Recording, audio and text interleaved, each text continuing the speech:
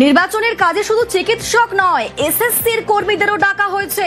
ভোটের কাজে বন্ধ নিয়োগ, নির্বাচনের কাজে এসএসসির 24 কর্মীকে ডাক। নির্বাচনের কাজে নিয়োগ থমকে যাওয়ার আশঙ্কা। আমাদের সঙ্গে রয়েছেন প্রতিনিধি অর্ণব। অর্ণব, এসএসসির 24 জন কর্মীকে ডাকছে ভোটের কাজে নির্বাচন কমিশন।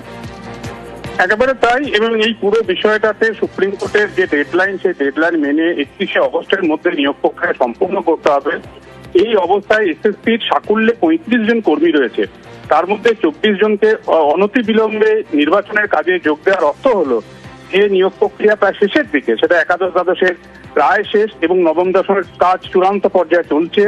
এই অবস্থায় কর্মীদের নিলে তাহলে এসএসসি সুপ্রিম কোর্টের আদেশ মেনে কাজ করতে পারবে না, এবং তার একটা বড়সড় প্রভাব পড়বে। কারণ প্রায় 36,000 চাকরি নিয়োগ প্রক্রিয়া তারা করছে এই মুহূর্তে, এবং এরপর গ্রুপ সি গ্রুপ ডি রয়েছে, সেই সংখ্যা আরো বাড়ছে।